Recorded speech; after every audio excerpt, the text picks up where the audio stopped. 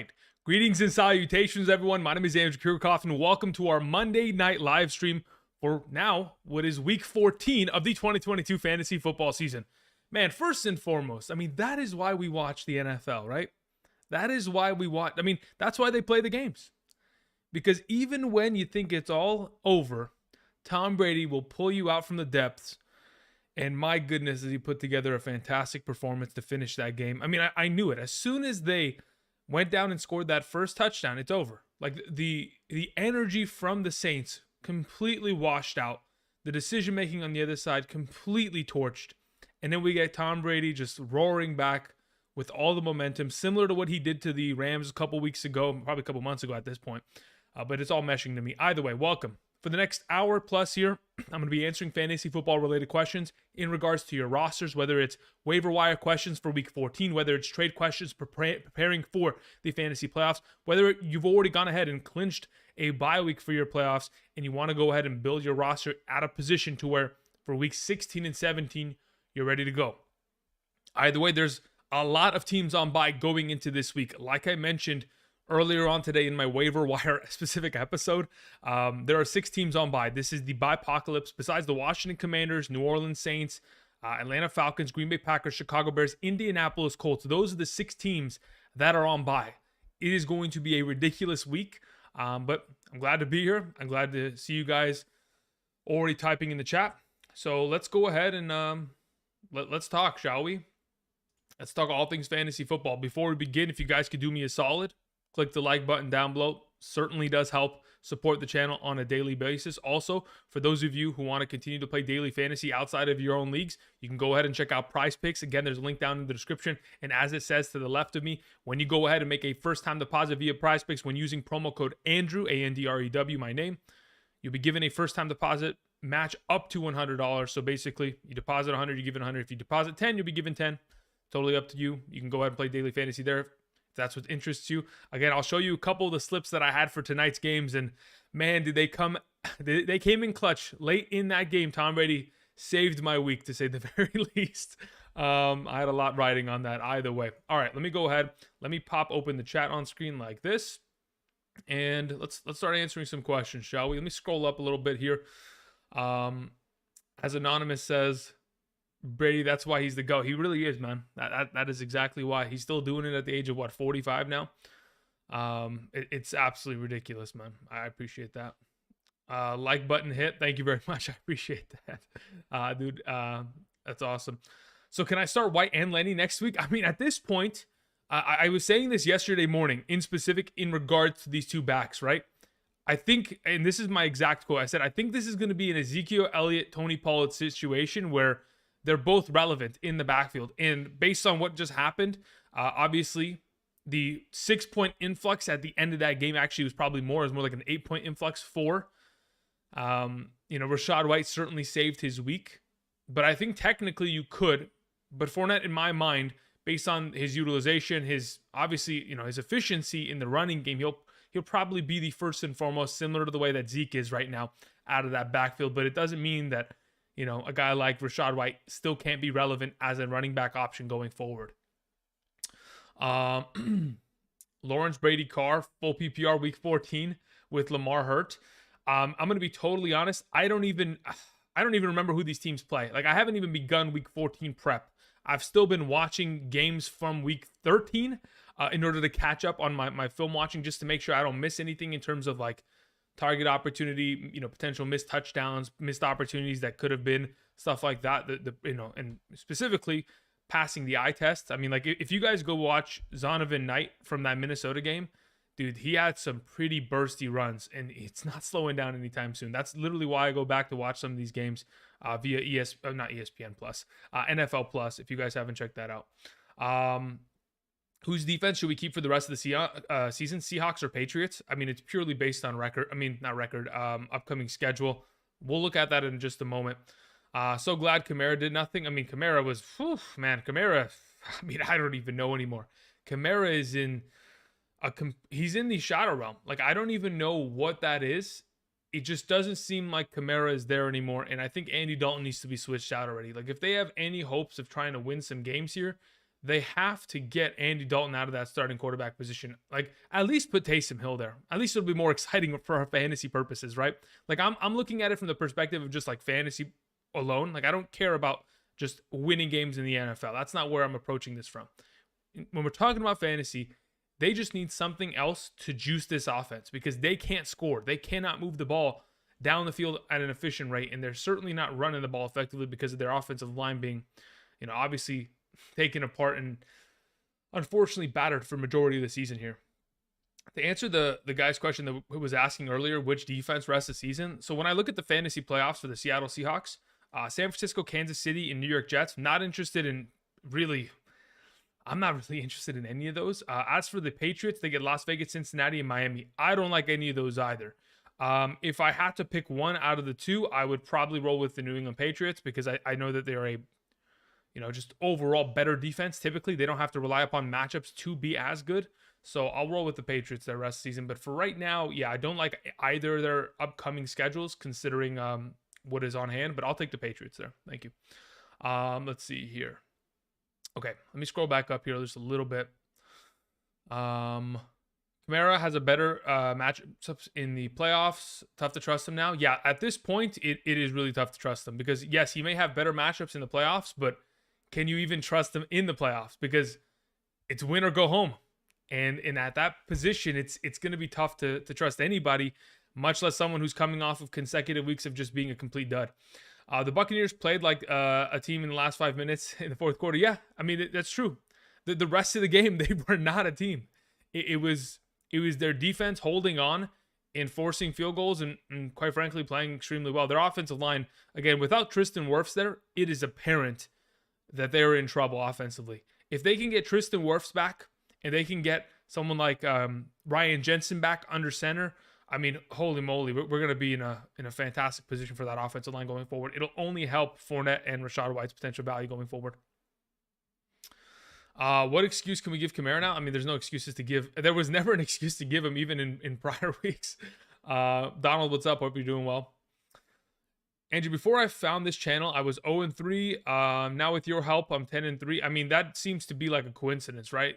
You must have had a sleeper team that was just sitting in the wings. I mean, perhaps some of the suggestions I gave were fantastic, but 10 wins in a row is no joke. Like that's ridiculous. I'm going to assume because I even had a couple teams this year that started 0-3. And now they're like 9-4 or actually, what are we this week now? That team should be 9-4, right? Yeah, that team should be 9-4 now. So I've had a couple teams that didn't start right? Because of Austin Eckler, Derrick Henry, guys like that, when we picked them early and they didn't, fire out the gates perfectly. Dalvin Cook. I've had teams that started slow this year and then have just completely turned it around since then. So, hey, congrats. Glad I can help. Fantastic. Robert, thanks for the thumbs up. I appreciate that. Julian says, greetings, Andrew. Saw the waiver wire video earlier today. If Derek Carr is on my waivers, do I grab him or White? Better QB pickup this week. Okay. So in specific, let me see here. The Raiders take on the Rams, I believe. Yeah, the Raiders take on the Rams. And then we have Mike White versus Buffalo. At that point, I'd rather have Derek Carr. Yeah, so let's play Derek Carr against the Rams this week. I think that secondary could definitely be taken advantage of. So yeah, let's go with Derek Carr as a waiver wire pickup there, Julian. Keith says, what's up, Andrew? Good call on Garrett Wilson over Barkley. I wish my other running backs did well, Taylor and Stevenson. Yeah, Taylor was, I mean, hey, the second half of that game was a completely different team. The Dallas Cowboys transformed into a completely different monster in that second half. Yeah, I understand, Jonathan Taylor underperformed. And quite frankly, so did Ramondre Stevenson. But going forward, they should be better off. And Barkley, hey, he had himself a pretty good game against a really tough run-stopping defense. Scored a touchdown, fantastic. Got himself a lot of utilization in the receiving game. So going forward, we can trust him in that matchup in Week 15 to begin the playoffs. But yeah, Garrett Wilson is, I think Garrett Wilson is going to be this year's Amon-Ra St. Brown. Like he's this week specifically, I'm going to be hard pressed not to put him in my top 12 wide receiver rankings. Luke says troubling times in the kingdom with Lamar going down. I'm guaranteed playoff spot, but I need a quarterback this week. For Week 15. Who should I pick up? Goff, Huntley, or available? Are available. White is not. Okay, so if it's one of these two potentially, and we're needing a quarterback available for Week 15. Let's look at the Week 15 schedule here. We have the Detroit Lions versus the New York Jets. I'm not a fan of that. I don't love it. And then we have the Baltimore Ravens taking on Cleveland. I'd probably play Huntley there, quite frankly. If it's a 4-point per passing touchdown league, give me Huntley, assuming he's going to be there and it's not going to be Lamar, if Lamar is going to miss more extensive time. So I'll take that for right now. Let's see here. What do we got? Baker go to the 49ers to win a ring. I don't think they're going to sign him. Based on what they said earlier today, specifically Shanahan, he said that they're happy with how their quarterback room sits currently, and it would be a surprise to him if they got Baker Mayfield. So my assumption is probably they're not going to sign him. I have Rachaad White and Zeke. It's somehow working. I mean, hey, listen, Zeke is the better option though. Like it's pretty apparent that they're not giving up on Zeke, and Zeke looks like he's playing well. The guy is a touchdown effing machine. And I mean, as long as the Cowboys play at the capacity that they were last night, going forward, I think they have Houston this week. If I'm not mistaken, I think they play Houston. I can confirm this in about 2.5 seconds here. They take on, where's Cowboys? Dallas takes on Houston. I mean, it's going to be an absolute slaughter this week. So yeah, Zeke's going to have another one of these big games here. Again, another one of those players that I'm getting hard pressed not to move into my top 12 conversation, considering how consistent he's been as of late. Bval25 says, man, I won this week going against AJ Brown, Amon-Ra, and Christian McCaffrey. Luckily, I had Adams and Hurts. I mean, jeez. Woo, that is a hey, congratulations on the win. Hey, how many of you guys actually won because of the Cleveland Browns defense? Because I know in my league, they scored 30 fantasy points. But how about your guys' leagues? I know you guys play with a little bit different settings, but hey, that defense was absolutely ridiculously clutch. Let's see here. TJ Walker says, Pacheco, Rachaad White. I think you meant Zonovan, but I think it probably auto-corrected. Zonovan Knight and James Cook PPR. Are we talking about like who do we want the rest of the season? It'd probably be Pacheco. Like I think he's just established himself as for sure the number one in that capacity. Okay, let me go ahead. Let me update the chat. Let me go to the bottom here and then try to fire away at some questions. We saw a couple super chats come in, so I just want to address those really quickly. First and foremost, Rico Baptiste, thank you very much. I appreciate the super chat. Says, which running back is a must-add, Zonovan Knight or James Cook? In my mind, it's okay. Under the assumption that we're going to continue to see Zonovan Knight be the primary back with Michael Carter still dealing with that high ankle sprain. Again, Zonovan Knight looks like he's someone that you probably want to have on roster. That being said, James Cook has just as much potential for upside. The only difference is he's working behind Singletary. The fact that he was able to get himself 20 touches while behind Singletary was a product of the matchup and the score of said game. But going forward, it seems to me like Zonovan Knight is the guy that I would like to have. JK says via Super Chat, are we running Cam Akers against the Raiders this week? What's your other options? Because as an RB3, sure. But as anything higher than that, I think it's going to be... Okay, this is what I'll say. We're probably, many of us are going to be in situations this week based on the incredible amount of bye weeks that we have here, the 6 teams that are on bye, that we're going to be pressed into situations where, yes, we're going to have to play Cam Akers against the Raiders. But in your current circumstance, JK, what are we looking at and what are the potential other options that we can pivot to just in case we're not so comfortable there? You know what I mean? That's my only follow-up question in that regard. Thank you. What does it say? Look at all the degenerates in here. I mean, hey, listen, we are a family of degenerates. We love fantasy football, so we're ready to go. Welcome, Donovan.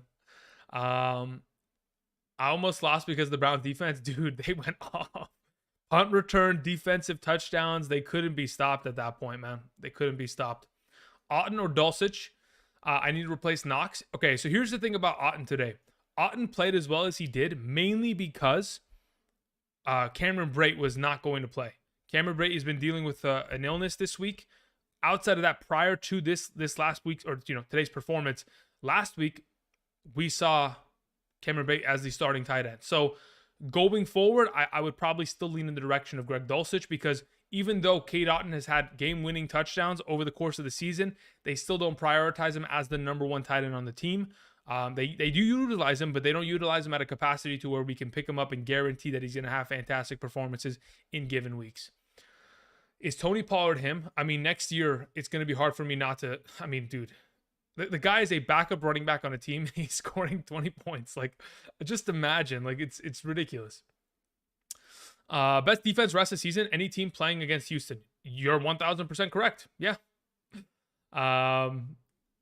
They will 100% give you a free victory. So this week's Dallas. The week following is the Kansas City Chiefs. The week after that is the Tennessee Titans. And then I think in week 17, it's Jacksonville. So you could theoretically even go with there. So you go, I mean, obviously Dallas is not available in majority of leagues, considering they're the best fantasy defense as of right now across the league.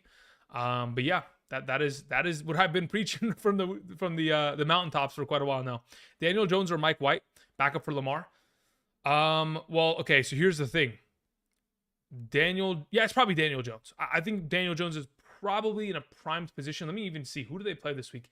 The Giants take on Philadelphia. I don't love it, but I think he'll still be able to put up points. Yeah, I'll take Daniel Jones there.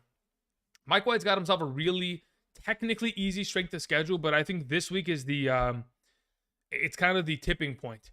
It's either he plays really well against the Buffalo Bills or he gets slaughtered, right? Just like the way he did last year. If you guys remember, Mike White last season came in, looked good against Cincinnati. They beat the Cincinnati Bengals, surprisingly, and then they went ahead and they played against the Buffalo Bills and he threw 4 interceptions, right? So, like, we're going to have to wait and see what kind of Mike White we get in that capacity. But, yeah, I'll take Daniel Jones. I think he's just far more steady in that regard.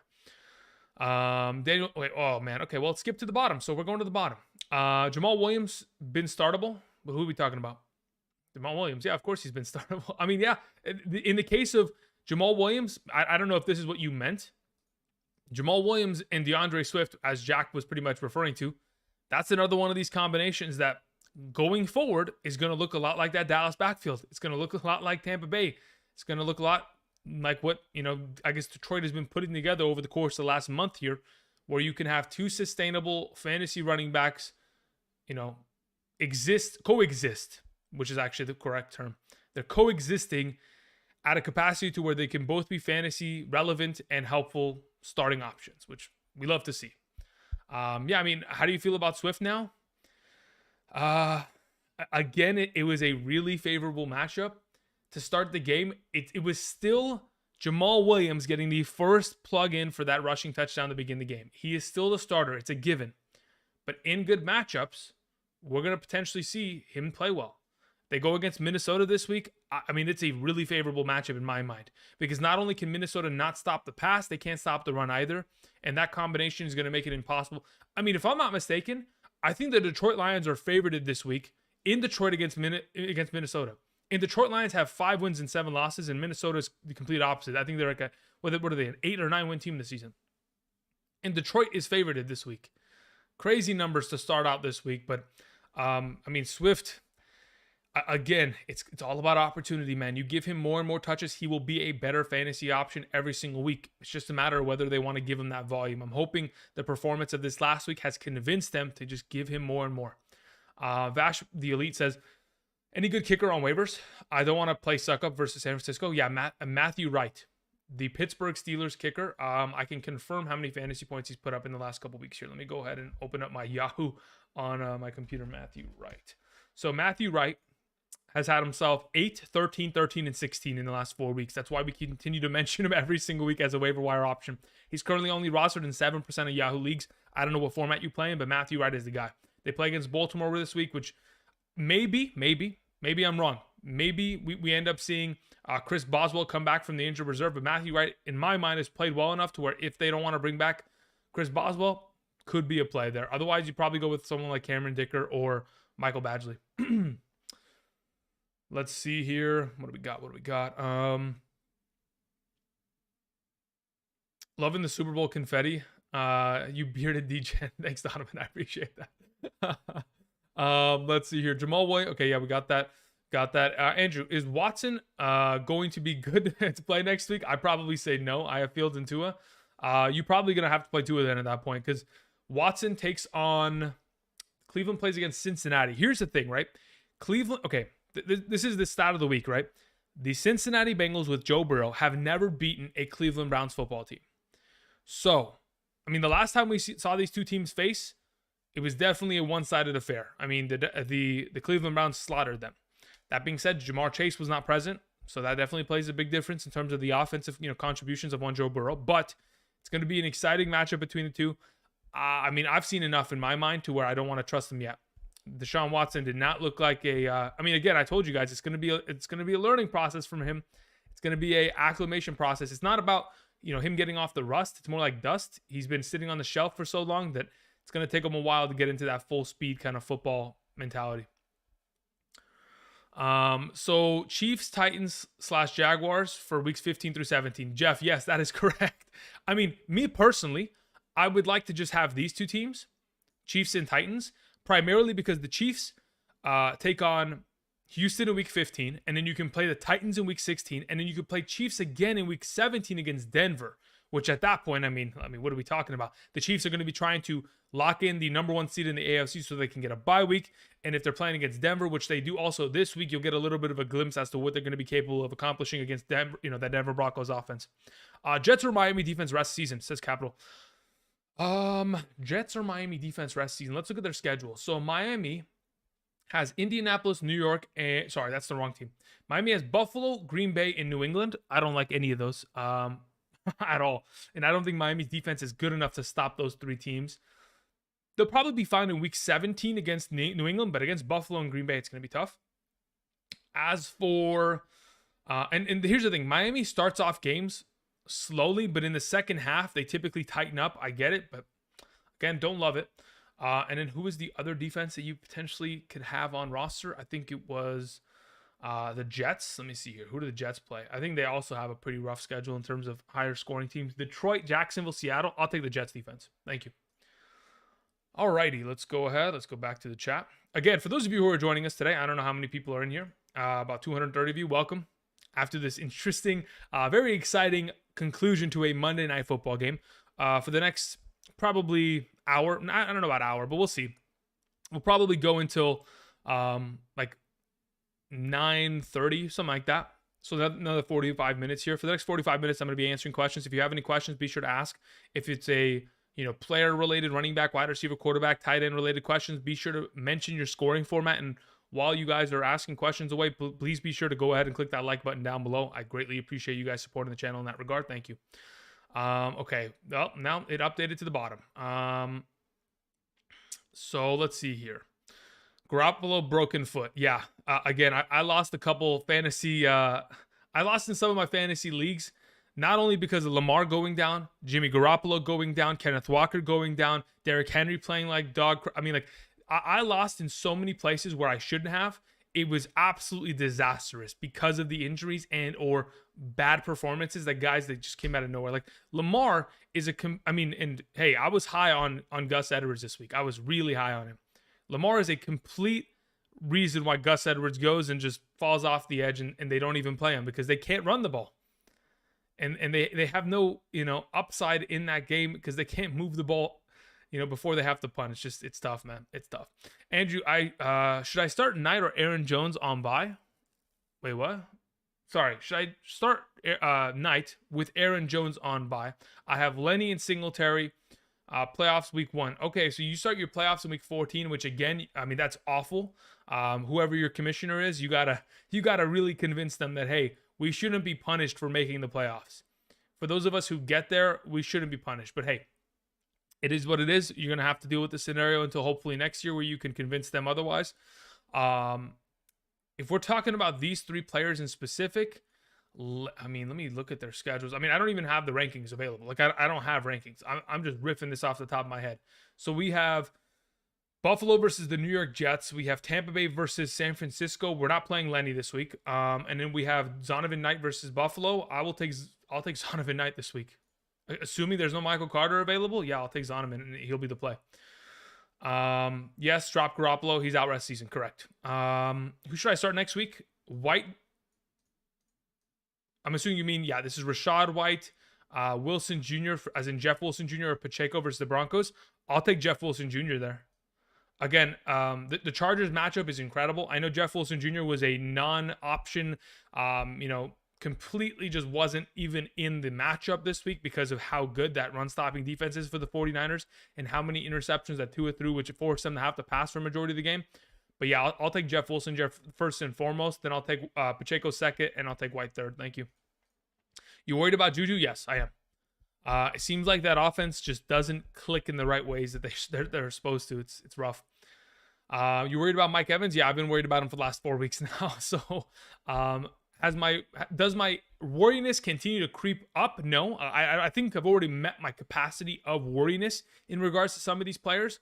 So, in the case of Mike Evans, again, if that defensive pass interference doesn't occur, on their way down to the end zone and he catches that touchdown, what does he put up? Like a 17, 18, 20-point performance. So Mike Evans is just one play away. So I'm not too worried about him. They take on San Francisco. They're going to have to pass the entire game. But the issue is their offensive line just can't protect enough to get him down the field on the routes that he needs to run, right? He's not a short route running option. So they need time for Brady, which obviously is rough. But for the fantasy playoff, should be a better option. I won by 9 points. 0.9 points, excuse me. Joe R., congratulations. You are extremely lucky. Count your blessings. And if you're on ESPN, be careful because there are always stat corrections on ESPN. You got to be very careful. I've lost games where one night I think I'm going to win with 0.9. Then all of a sudden I wake up the next morning and I lost by 2 points because stat corrections kill me. So be very careful, Joe. But congratulations preemptively. I think you'll be fine. Chargers defense, week 16 and 17, too risky. Man, the Chargers secondary is great, but their run-stopping defense is putrid. So I would lean to say, yes, it is very risky, but if that's the best option you theoretically have, I could see why you would want to play them in the given matchups. I may have already touched on this, but what happened to Gus Edwards? Yeah, I mean, again, I got to go watch that game back. I haven't gotten there on my log of games, but it seems like based on what I could tell from the scoreline, because I didn't watch that game at all in its entirety. And when I was watching Red Zone on Sunday, they never really updated that game at all, right? So I'm going to go ahead and take some time between today and tomorrow's running back video to go look at that. But from what I can tell, it was a matter of Lamar going out and their game plan completely being fried. And of course, Denver Broncos locking in at stopping the run.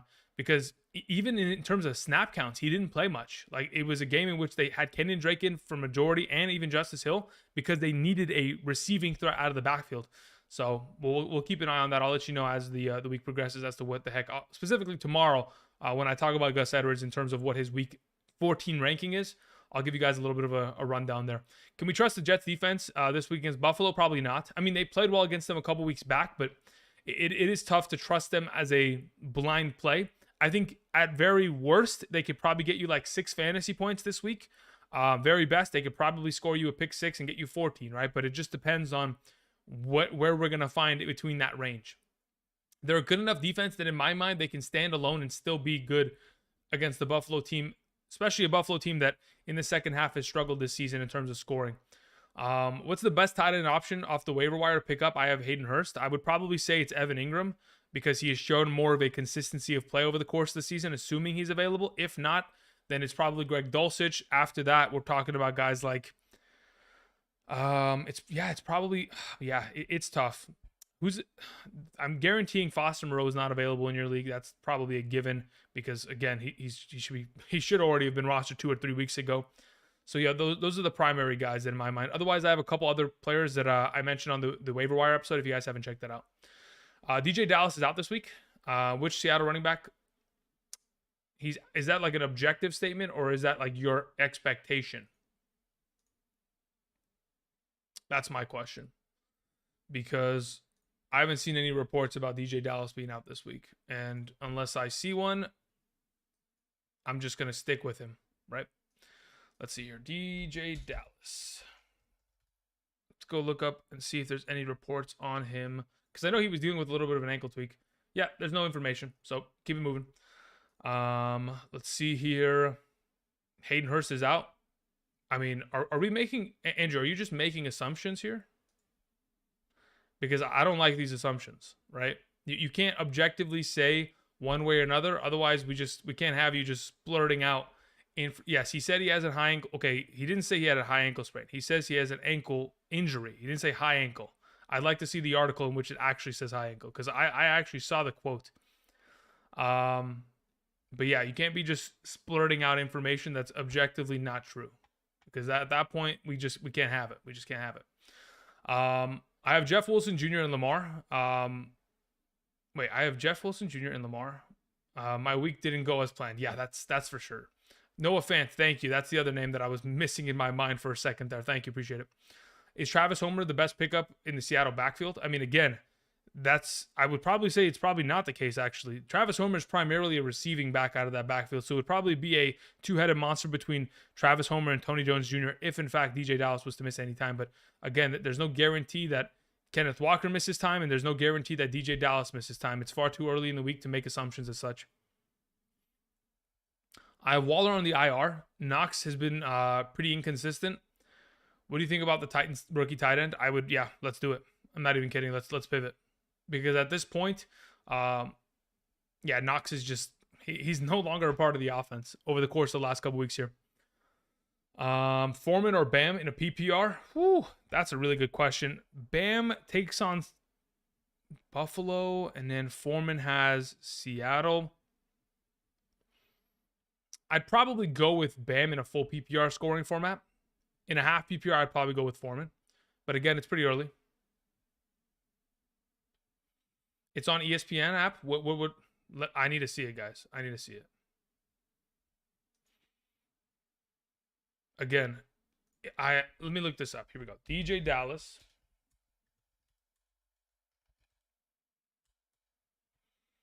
Let's go see any injury reports here, shall we? Again, there I don't see a single article that claims that he's out this week. That's the thing, right? So, and I don't expect there to be. It's only Monday. They don't actually, especially if they have a victory Monday, they don't go back into the facility until Tuesday to watch some film, and then Wednesday to practice. And at that point, only do they have to establish players in or out, and or medically, announce any sort of injuries plaguing the players until Wednesday. So at this point, I doubt anybody has information.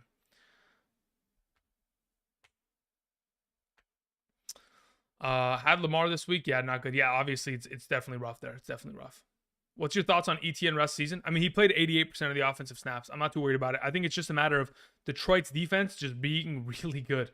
They have not really allowed anything to an opposing starting running back over the course of the last 6 games here. So whoever they play this week, who's Detroit taking on? Let's see here. Week 14, Detroit takes on Minnesota. Good luck to Dalvin Cook managers. That's all I got to say.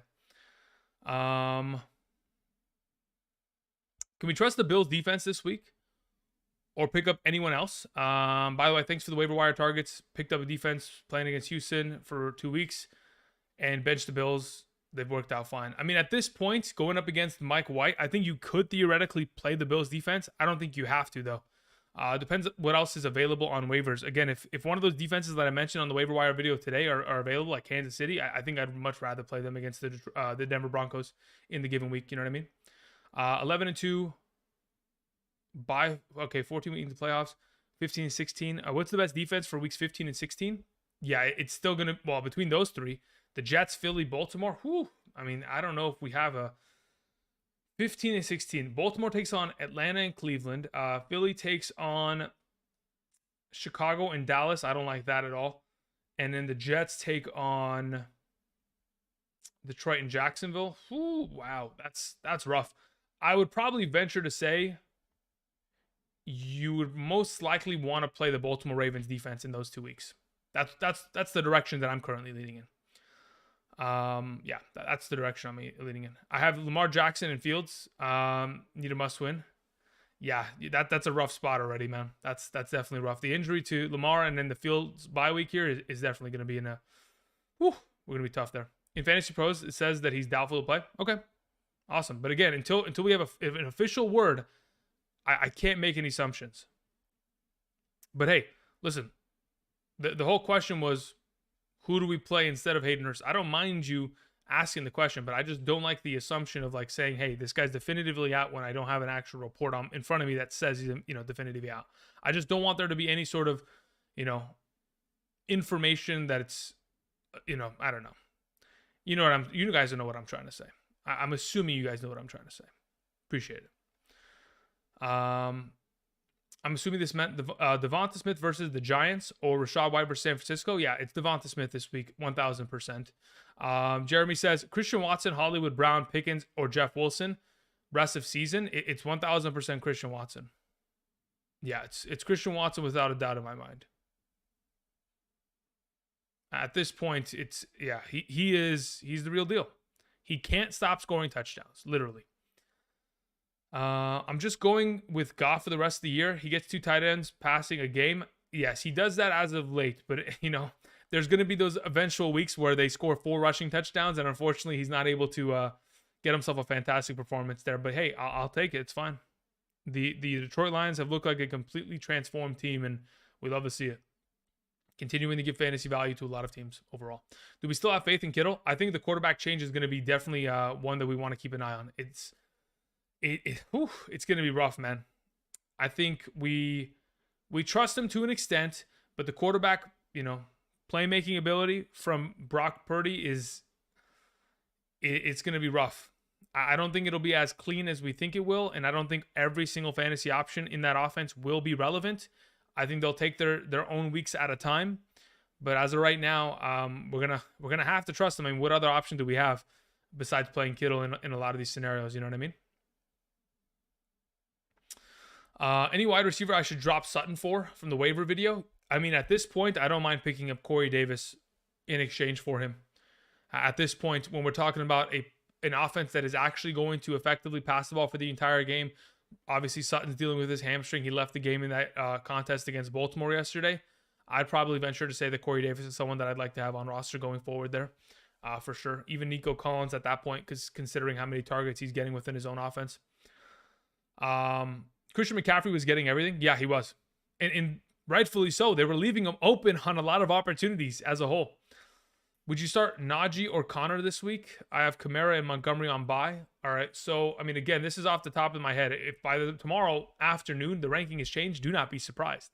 Najee or Connor. So Najee takes on Baltimore and Connor takes on New England. I'll take James Conner this week. That'd be my suggestion.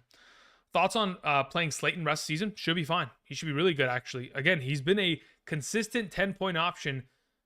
I mean, quite frequently now over the course of the last month plus, I'd say the last 6 weeks here, he's been a pretty good fantasy option for us. So I don't think he's really slowing down. That's their wide receiver 1 going forward. Now that we, of course, we have Wan'Dale Robinson out for the season, all that kind of jazz. It's continued to solidify Darius Slayton's role within the passing game there. Should I pick up Mike White for week 15 and 16? Let's see here. So they take on specifically the New York Jets. They play against 15 Detroit and 16 Jacksonville. Yeah, I don't mind that. I think those are very favorable matchups, even for someone like Mike White. With K9, Pacheco, Knight, or Murray. Going into this week, if it's a half PPR impressive, it's probably going to be Pacheco against the Denver Broncos. If it's a full PPR, I'd probably just play Knight because of that receiving upside that's already kind of built into his role. Mike White as a quarterback has already got that like mental clock, that majority of quarterbacks should have that 1,000, 2,000, 3 ball's got to get out, right? At that 2.5 point. If he doesn't already have that in his mind, which it's pretty apparent that he does, he always looks for the check down at running back. He did that last season. He's done it this season. So Ty Johnson, Zonovan Knight, they continue to benefit off of the receiving potential of him being at quarterback. So, he's going to continue to move the ball at a pretty nice rate there, especially in a full PPR. Let's see here. Lenny, RB2 rest season. I mean, I guess he could be. Yeah, probably. The touchdown will be the difference maker as to whether or not he's an RB1. He could have had that goal line carry, but again, they don't want to get stuffed and let the clock melt a little bit there. Again, they needed every second they could possibly have to win that game. So at this point, yes, Leonard Fournette is probably a solid RB2 rest of the way here. This upcoming week against the San Francisco 49ers, again, we got to hope he catches the ball 10 times. Otherwise, he's probably a RB3 in the given week, considering how well that defense has played against opposing running backs, especially specifically on the ground in terms of stopping the run. But yeah, we'll keep that in mind. We answered this earlier, Ollie. Yeah, Devonta Smith this week versus the Giants for sure. Thoughts on OBJ? Maybe Dallas. Again, based on what we saw from Dallas last night, I don't think they need OBJ, and I don't even know when he'll be active. So we'll see what happens. We're going to keep fingers crossed that he probably ends up somewhere. But at this point, for fantasy purposes, I'm not expecting him to play before week 17, quite frankly. Even if he gets to an organization, we may not see him at a full healthy capacity and fully in game shape until we get to, a little bit later down the line. What was the greatest fantasy football team / season of all time? Fantasy football. What does that mean? What was? Oh, Sorry, I mean, listen. So a couple words in these sentences. I just completely evaporate. What was your greatest fantasy football team / season of all time? This is what I'll tell you. I gotta think about this. So in my home league, the last time I won a championship, with my friends, family, the homies, right, the day ones. In my home league, I haven't won a championship since 2017. Okay. And in 2018 is when I started the channel and when I started giving out public information as to what exactly my suggestions were. I see there was a couple super chats sent in. I'm going to get to that in just a moment. But just to close out this thought. In 2017, I had a monster squad that was quite literally untouchable. I dropped one game that season. Off the top of my head, in leagues that I can fondly remember in specific, because I played in a lot of leagues and I've played for quite a while now.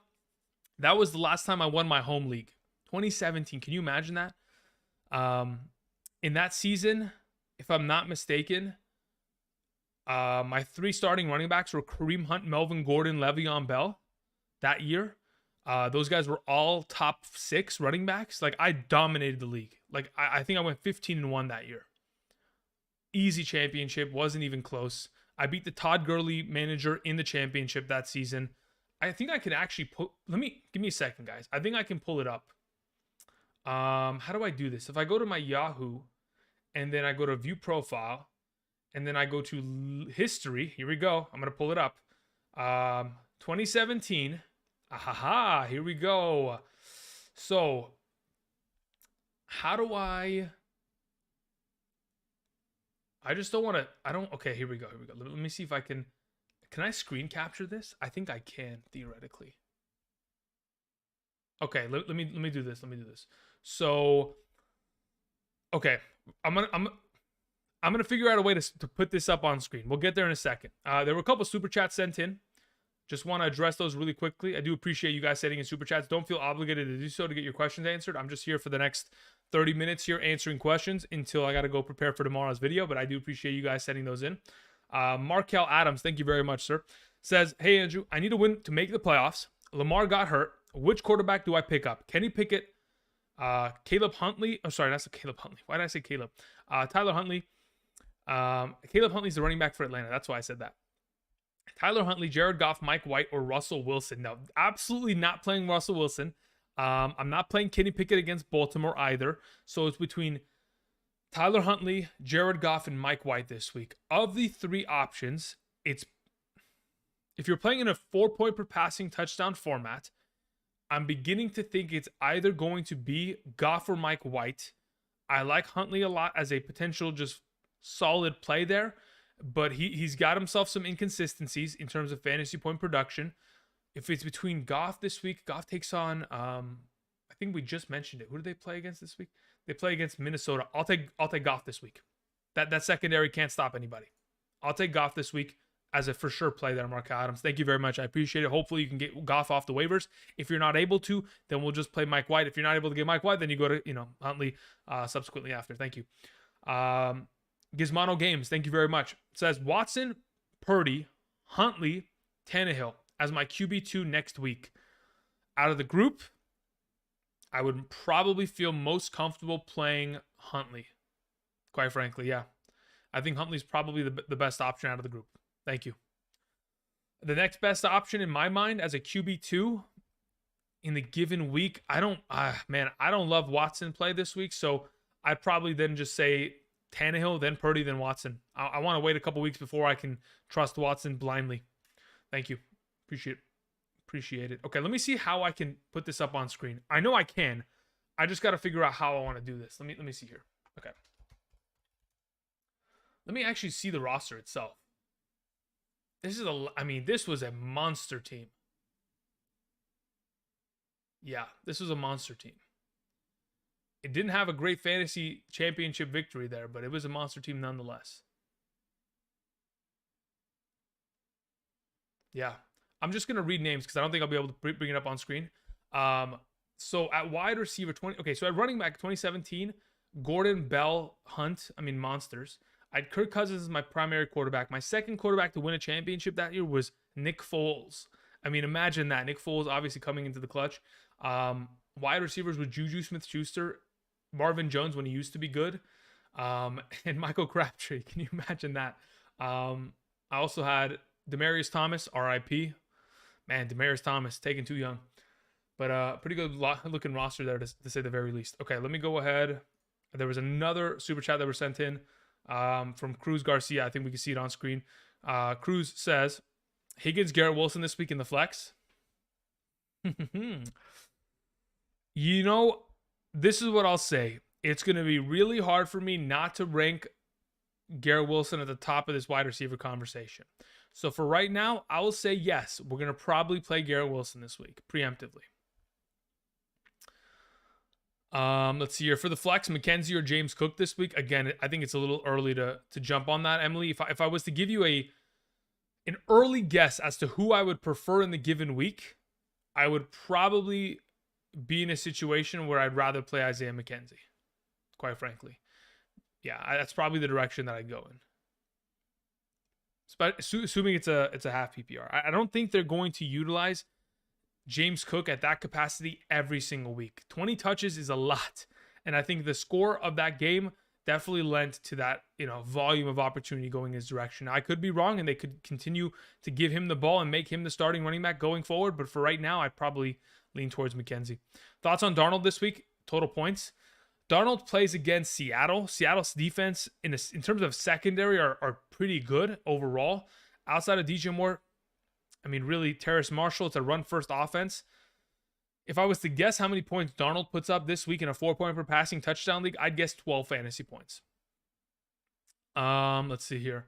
Chiefs defense is not available, but Titans is. I'll see if I can get them and hope for the best. Appreciate the help. One more question. Can I trust Swift this upcoming week with Walker sits? Yeah, Anvesh, you should trust Swift going forward. Thank you. Should I trade Christian Watson and Christian Kirk for an upgraded wide receiver or play better matchups rest of the season? Have Waddle and Chase.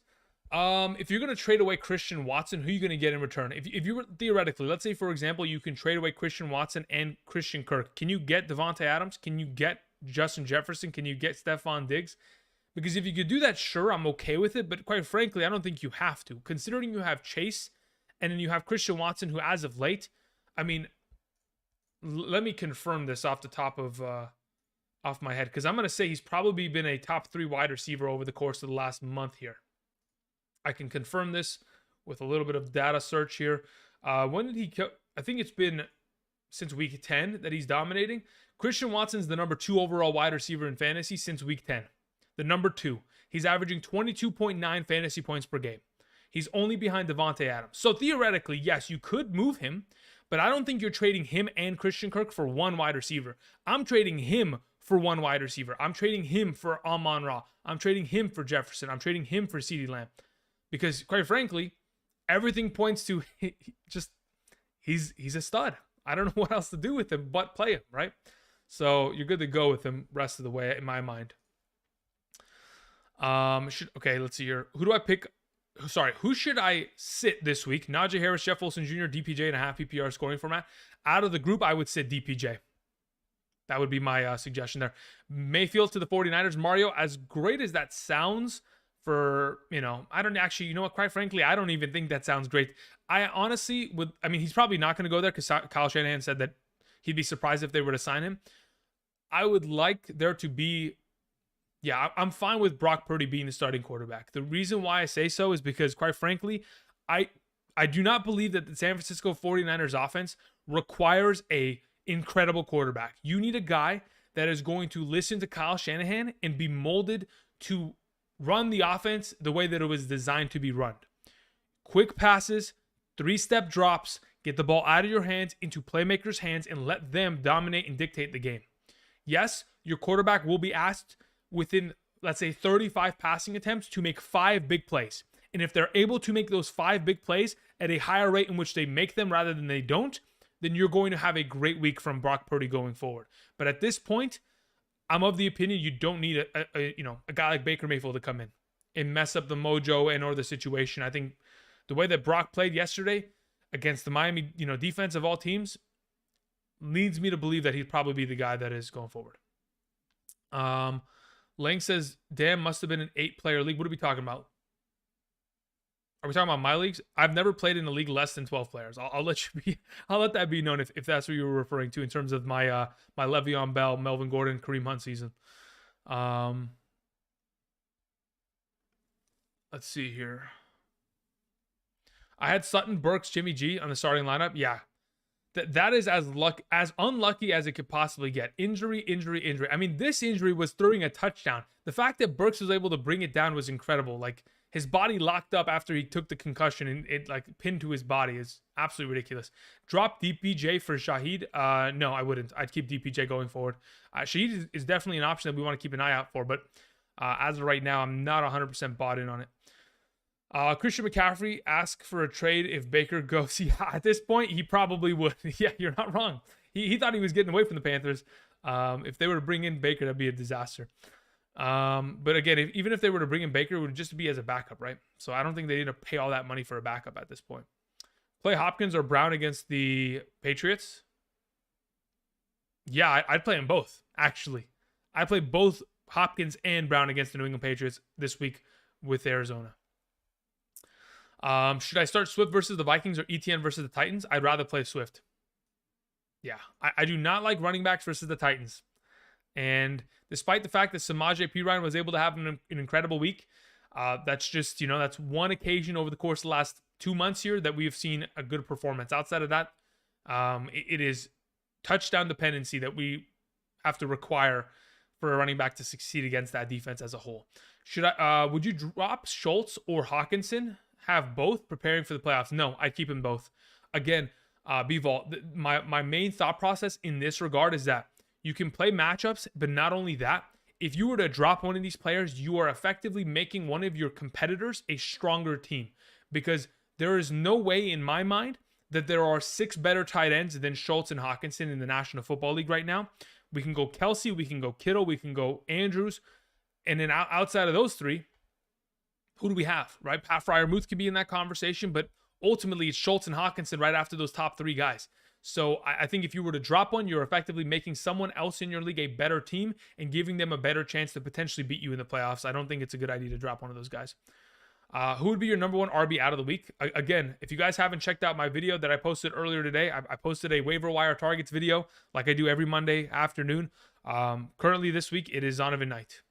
Once again, for another consecutive week here, he's in that top conversation. I know he's probably already rostered in your league. If you got a 12-team league, he's probably already on roster. But if he's not, then you have a blessing and an opportunity to go ahead and pick him up. Outside of him, we're talking about guys like James Cook, Cam Akers. Who else is another option that we mentioned on today's episode? I don't even recall, man. My brain is fried already. Can you imagine that? It's already been the beginning of the week and I'm fried. But hey, it's week 14. Okay, so give me a break here. I've been working 7 days a week for 2.5 months straight. Actually, probably longer. Since the beginning of July, I've probably been working every single day nonstop for the channel. In June, it was pretty much like we're getting everything ready in terms of graphics and stuff and doing a little bit of research, but July was really the kickoff there. We had a super chat sent in. Just want to address. It says, "Hi, should I drop Pickens and add Collins or Davis?" Dropping George Pickens for Corey Davis doesn't sound awful to me. I'm okay with the move. I don't think it's necessary, unless you are someone who's playing George Pickens this week. Otherwise, at that point, I would say, yeah, I'd rather have Corey Davis on my roster going into this weekend's matchup. Thank you. Alrighty. Before we conclude today, because I know we got about 15 minutes here and we're going to answer a couple more questions before I bow out. I do appreciate you guys coming by. It's greatly appreciated. A reminder, again, if you guys haven't clicked that like button down below, would greatly appreciate that. It takes 2 seconds out of your day, maybe even a half a second, and it helps me out a lot, guys. Like, in terms of the algorithm and playing the YouTube game, in terms of growing the channel, we wouldn't be here at 72,000+ subscribers if you guys didn't continue to support. Click that like button and show support with your viewership. So I cannot thank you guys enough, but we got to keep it going. The momentum's got to keep going. I do appreciate you guys doing that. Also, if you guys haven't checked out Prize Picks, again, like it says to the left of me, if you go ahead today and use promo code Andrew, ANDREW, my name, and make a first-time deposit, your first-time deposit is immediately doubled up to $100. You can check that out today. I had a couple Prize Pick entries in tonight's game, and they went quite well, to be totally honest. I didn't expect it to go well because at halftime, I was already in shambles, and I was thinking to myself, yeah, I completely sold the bag this week. But let me go ahead and let's review this really quickly in terms of what the heck we had. Let me go ahead and throw this up on screen. Yep, there it is. Boom. I don't know why it's tilted to the wrong direction, but we're going to go ahead and move it over to the right there. So, again, what you guys can see to the right of me is Prize Picks, what their homepage looks like. By the way, this week in specific, if you guys haven't checked it out, Justin Herbert has a free entry square. If you go ahead and put him into an entry, obviously one entry, and I think it's a $20 entry maximum, he just has to go over 0.5 passing yards, and it's an automatic free square. You can put that along with any other players you would like. So it's sitting right here, 0.5. I haven't done it yet. I've thought about it, but I'm going to hold on to that. You can put them along with any of these other players. I mean, they've already got stats across the board for a lot of these potential plays. The NBA pretty much closed up tonight, but in terms of some of the entries that I made tonight, I mean, where the heck? Actually, no, hold on, wait. Let me see how I want to do this. I think this is what we'll do. I'm going to actually go back to the other screen because I could actually show it there and then keep up with the chat because I don't want to completely ignore the chat at this point. Yeah, this is what we'll do because I did it last week like this, right? Or not even last week. I think I did like this on Saturday. Yeah, I think it was on Saturday we did like this. If I go display capture, here it is. This is what I'm talking about. I got lucky today. Okay, my NBA picks as of late have actually been good. I've actually been able to dominate the NBA space. I'm 4 for 4 in the last couple days here. Okay, I'm putting together NBA picks and I'm getting lucky on them. Now, today, Tim Hardaway Jr. wanted to do me a solid and get me 17 points instead of 16.5. We clutched out. His total was lower than his normal receiving yard number, so we took it anyway. They had a similar special for Giannis Antetokounmpo. His number is typically like 32.5. It moved it down to 26. Either way, he was going to surpass it. The dude dropped 34 points. We put him together with Scotty Barnes, who as of late has been on a complete streak. I think he scored 17 plus points in 3 consecutive games here. He was taking on Boston throughout his career. I think the last 3 games he played against Boston was plus total points of 20 or more in every three of those. Anyway, I am looking at fantasy stuff all day long. If you are like me, Prize Picks could be the way for you. Go ahead and check them out today. Andrew was figuring it out. You know, this weekend was rough, though. I needed these wins. Jalen Waddle dirt napped me. Gus Edwards killed me. Another one of these NBA picks. I mean, hey, at least we got 2 out of the 3, right? This was a flex play just to make sure that we figured it out. Kenneth Walker killed me. Who else killed me? Jalen Waddle, Travis Kelce killed me. I had to recover. The Monday recovery gets us back on track for the week. Either way, you guys can check that out if you're interested. We'll go ahead and bring that down, and we'll close out today's episode by going ahead and just answering questions, shall we? Man, I got lucky. I'm telling you. There were a lot of scenarios where I got lucky, and we'll take it. And then there's a lot of scenarios where I got unlucky. Truly, really did get unlucky.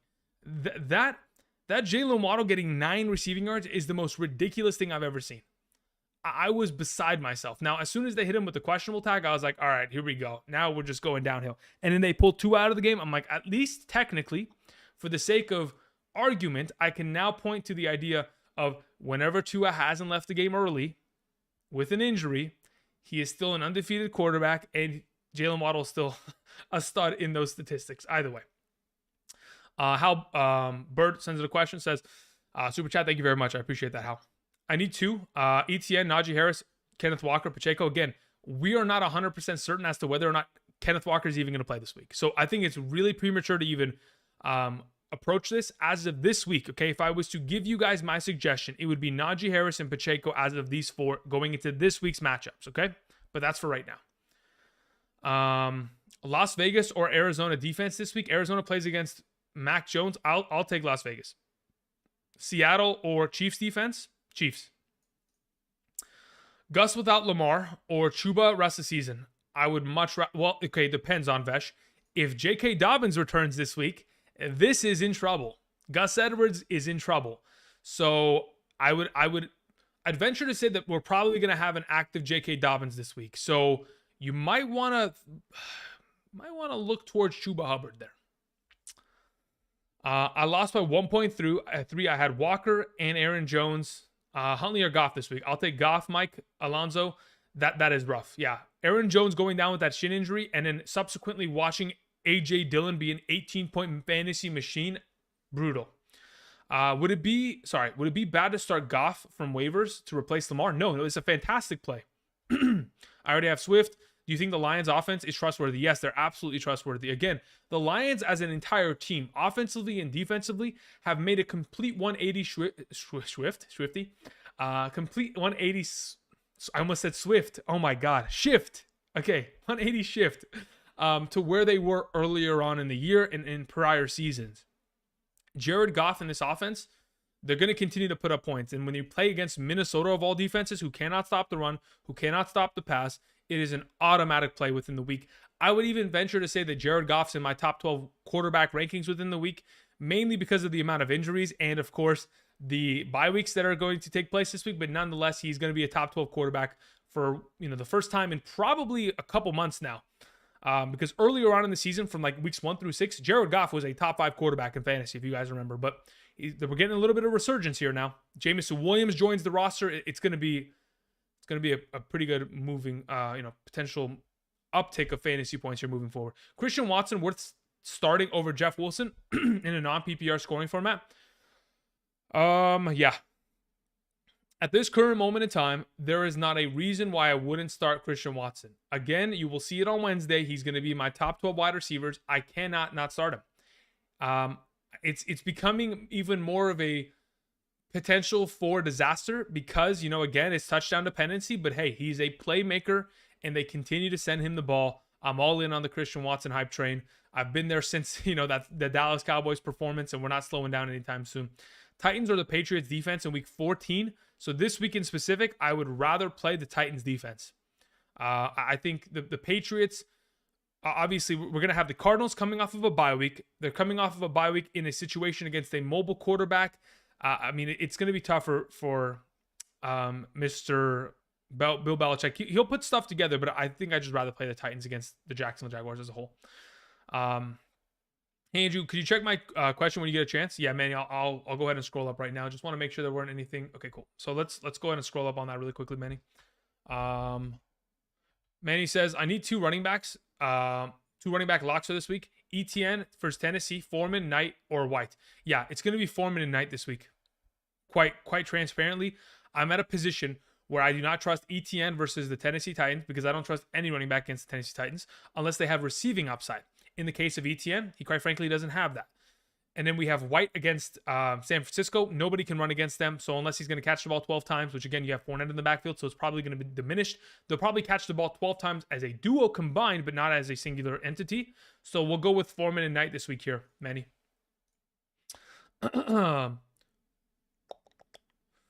If Josh Jacobs doesn't play, should I start Fournette or Rachaad White over ETN? Are you in a PPR?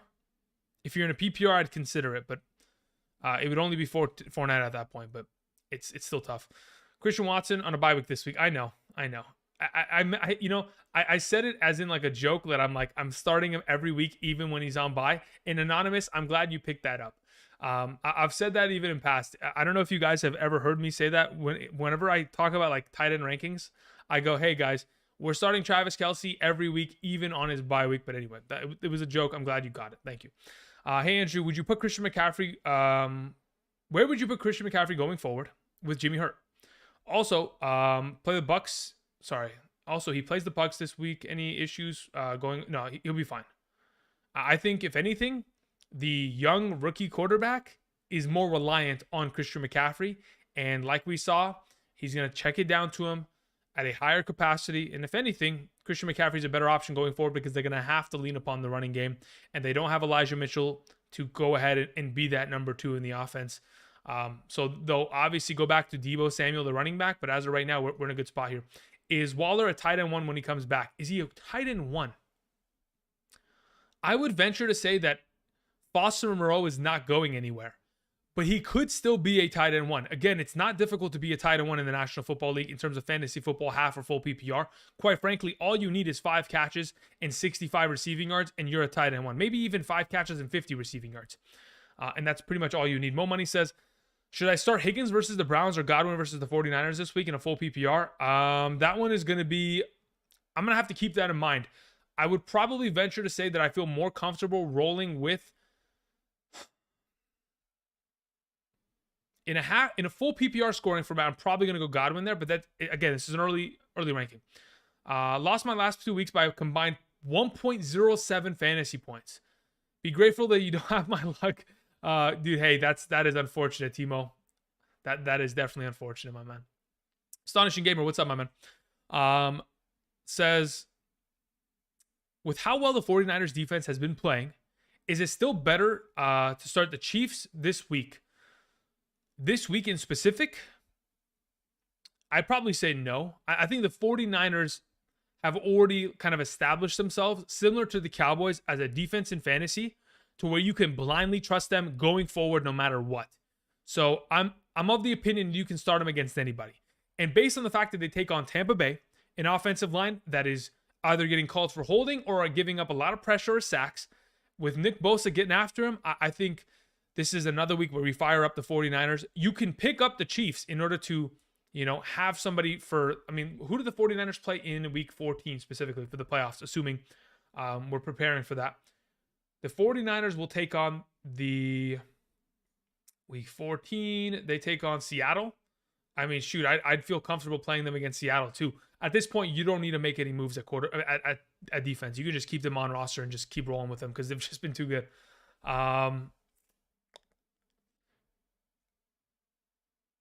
You took that Gus Edwards L this week, Andrew? Yeah, I did. I definitely did. I'm actually curious because I got to go watch that game back. I'm curious as to whether or not it was a matter of the quarterback switch that was the issue and the inability to move the ball in that way, or if it was a matter of just game script. Because I want to legitimately know, after Lamar Jackson went down with the injury, how many times they ran the ball as an offense. Because I think Tyler Huntley was he was 27 for 32 passing in that game, 85% passing completion percentage. I'm curious to go back and watch that game. But yes, I absolutely took a massive L on Gus Edwards. He did not perform in any sort of capacity, and it was unfortunate. But yeah, we'll definitely have to check that out to see exactly what the variable was as to why he was so underutilizing. Even going forward, like I was mentioning earlier, J.K. Dobbins will probably be active this week, and it's definitely going to cut into Gus Edwards' work. So that was probably the last time we could probably even trust starting a Baltimore Ravens running back in any sort of capacity, and it burnt us. So we've learned our lesson once again. Thoughts on Saquon versus Philly? I'm okay with it. Again, it's Saquon. You got to start him. He's your stud. You know what I mean? It's tough not to start him. Where did it go? Let me see here. Michael says, I don't think Waller plays again for the Raiders. He quit on the team. Again, I don't know why you would come up with that assumption. Again, he's going to play for the team. He's got to come back from IR. Once he's healthy, he'll be fine, my man. Jeremy says, Pollard, Henry, Swift, Gibson, Burks, Evans. Okay, yeah. Well, this is, again, let's wait. Later in the week, we'll have a better idea, Jeremy. As of right now, if we're playing options out of this group, it's Pollard, Henry, Swift. So Pollard and Henry are your two starting running backs. Swift is your flex. Wilson is your starting wide receiver. And then we're following that up with whether or not Burks is healthy. Otherwise, it's most likely playing Evans this week. So it'll be Evans, Wilson, Pollard, Henry, Swift. I don't even think it changes later on in the week, but again, it could based on, a couple different variables. Jay says, quarterback dilemma.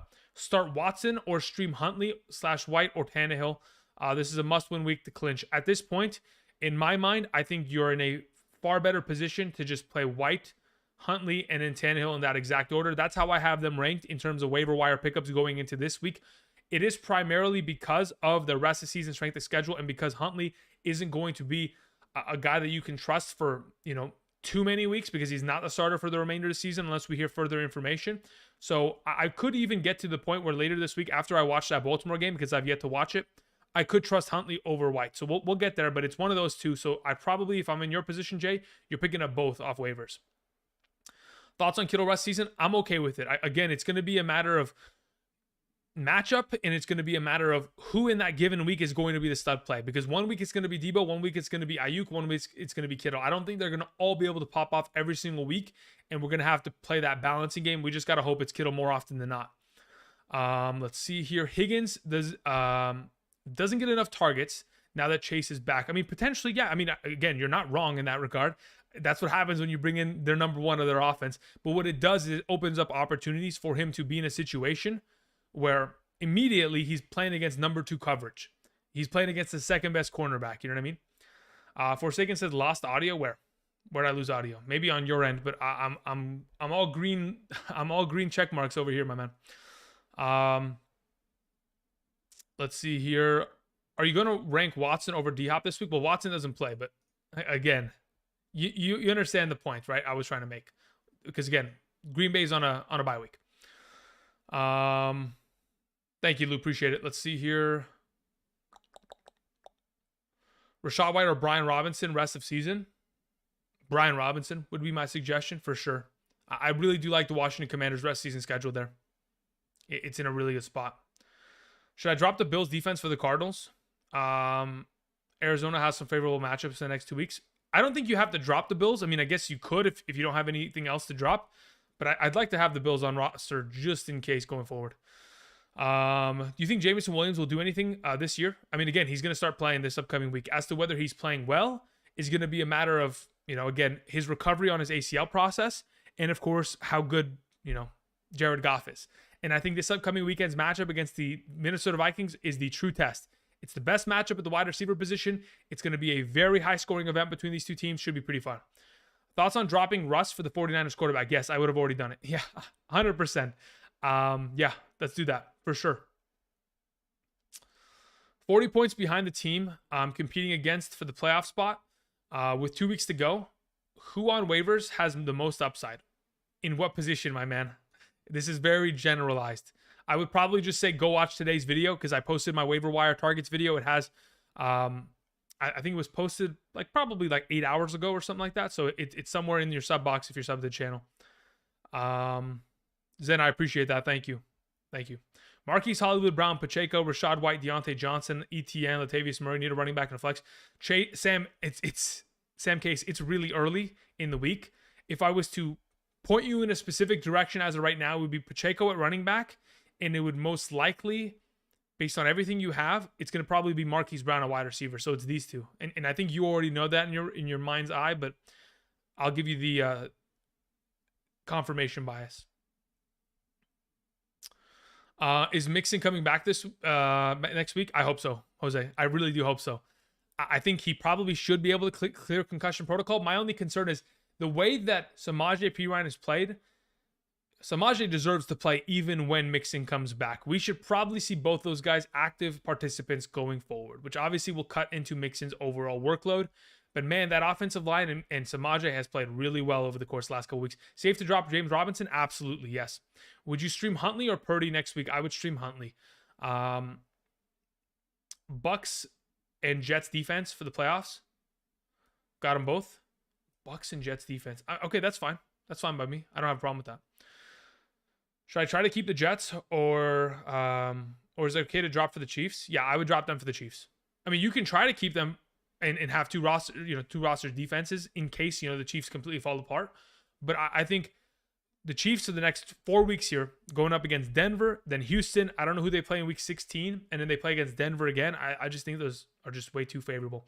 Do you start Christian Watson rest of the season? Yes, absolutely. Until he stops scoring fantasy points, Mustafa, he is a must start in every single week. Except for, of course, when he's on bye, which is this week. I'm surprised Bellinger wasn't on the waiver wire video. Again, Bellinger is 100% in a situation in New York where he is going to, without a doubt, be touchdown dependent. I don't believe that they're going to pass the ball enough in his direction to make him a fantasy relevant tight end unless he finds the end zone. And based on what we've seen from this offense, unless it's Daniel Jones running it in or Saquon Barkley running it in, very few times are we seeing a couple touchdowns outside of the occasional Richie James Jr. or somebody of that extent. So it is tough to objectively say based on yardage and receptions alone that Bellinger could be in that conversation, but I'm glad to see that he's back, obviously, from the eye injury that he sustained earlier this season. Who would you pick up out of this group? I'd like to have, I would go with Kirk Cousins first and foremost would be the quarterback that I'd like here, Jeff Johnson. Number 2 would be Goff. Number 3 would be Huntley. So Kirk number 1, Goff 2, Huntley 3. Burks, Pickens, Lazard next week. Again, Burks is probably going to be in concussion protocol. If he's healthy, I'd like to play him. If he's not, then we play Pickens. Again, Lazard might have value, but next week, Lazard's on bye.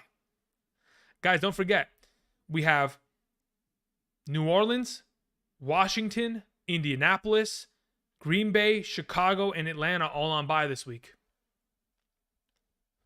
Do I stream P. Ryan or Akers? Again, you're probably going to have to play Akers because Mixon will be back. Just a thank you message. I appreciate you very much. Thank you very much, Jersey. Appreciate that. Glad I can help, guys.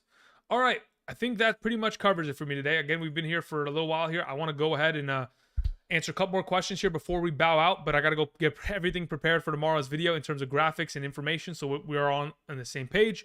Do appreciate you guys coming out here today. For those of you who have clicked the like button, thank you. For those of you who just showed up just to show your support, ask some questions, get those answered, I appreciate that. For those of you who sent in super chats, thank you in advance, and for the future, thank you. Best week 14 tight end: Conklin, Dulcich, Henry, or Fant.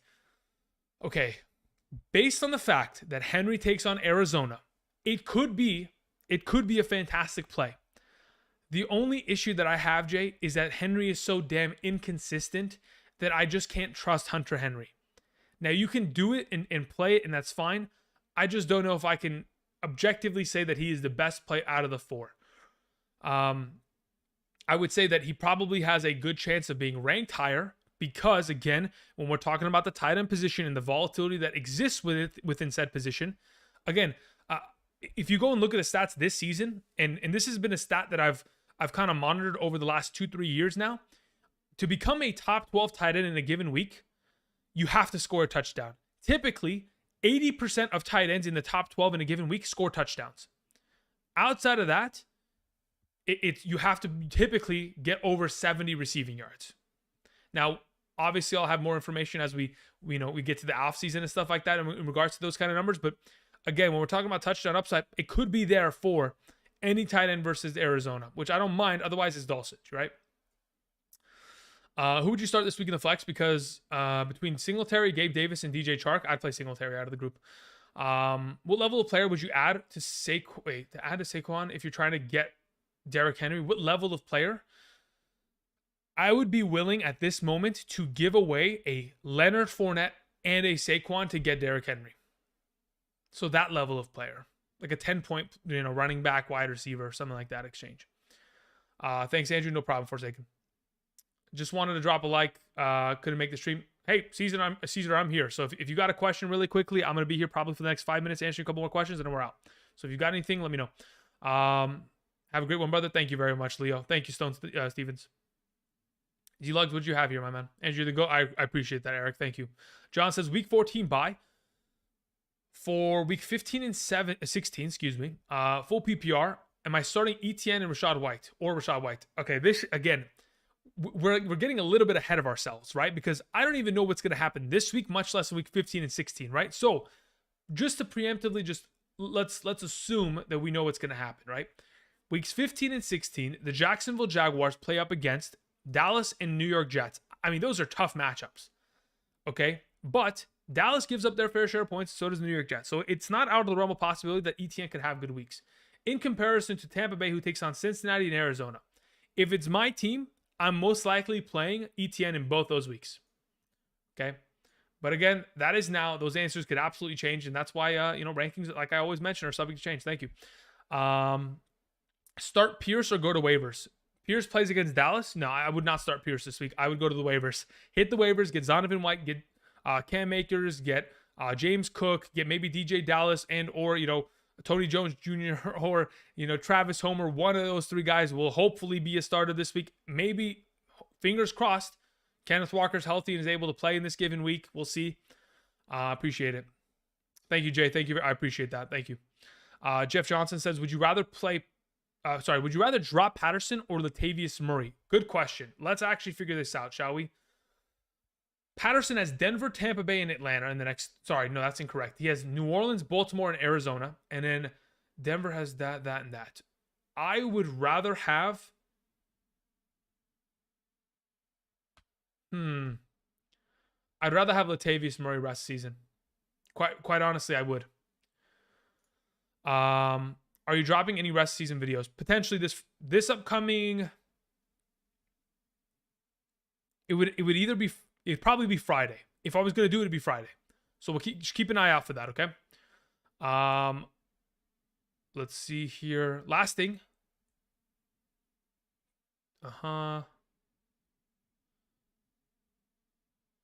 There's a potential. There's a potential that Michael Carter could return jersey, and he could take some of Zonovan Knight's opportunity.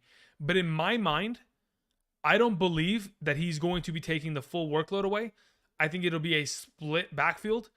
But even then, again, we're talking about someone who has a confirmed high ankle sprain, who probably doesn't return this week. So if Zonovan Knight continues to put forth a couple good performances here, the strength of schedule for the Jets specifically opens up to a point where we can start Zonovan Knight even with an active Michael Carter, considering Mike White's ability to throw the ball to running backs, on a weekly basis.